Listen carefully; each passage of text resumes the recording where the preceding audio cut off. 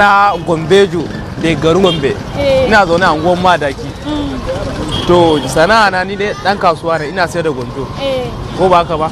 Ina makaranta a Santiran. To har ga Allah ya jarabe ni da ciwon wuta mai suna Aisha. Tana angon Yalanguruza. Duk duniya ba mace da nake so kamar ta. Ita ce rayuwata. Ina son ta kamar yadda ba na so kaina. Ina son ta sosai kamar zan mutu.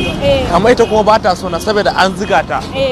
Kwanaki ma ce babanta wai wallahi da bakin ta ga min wai ta kare magana na ma ba inda ta kula da babanta yace wai wata yafi mata ba. Duk ba nake har fiya na sha kanta.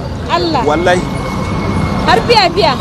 To yanzu kai a matsayinka na matashi ya za ka yi ka je ka sha fiya kan kai baka tunanin gobanka? Har ga Allah Aisha duk duniya ba wanda ke ta kyau. Kuma duk duniya ba wanda ke ta kyan halaye. Kana nufin cewa duk duniya babu wanda kai Aishan ka kyau? Wallahi duk duniya. Ni na fi so ma Allah jarbe ni talauci Allah ban Aisha.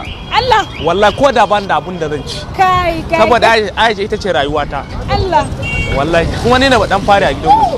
To yanzu ka shirya aure ne? Insha Allah na shirya. In babanta yanzu ya dawo ya ce yana so ka fito za ka fito? Shine kai babban wahala. Shine babban wahala?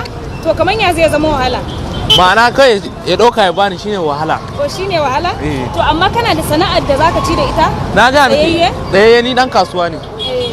Ni dan kasuwa ne. To ya yanayin kasuwancin yake? Alhamdulillah mun gode wa Allah. Allah ƙara ne daraja muna samu daidan gurguru. To ya gwanda kuma gwamnatin namu. Gaskiya gwamnati ta yi. Ni ma ina son da gwamnati. Allah kuwa. Wala zan da gwamna. Allah ya yarda.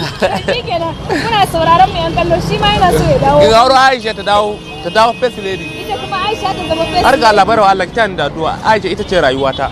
Dan ba ita gaskiya zan lalace. Allah. Wallahi. Kai hakuri ka lalace. Dan ka lalace mu ma mun lalace. To ajiya. To mun gode me sunan ka kace ma? Gombejo da garin Gombe mai farin jini. To sunan shi Gombeje da kuma garin Gombe ko? Mai farin jini. To mai farin jini kuma ce yana da farin jini amma shi dai wannan Aisha ita kadai ce da ita kawai rayuwata ba kowace mace zan nuna irin wannan son ba.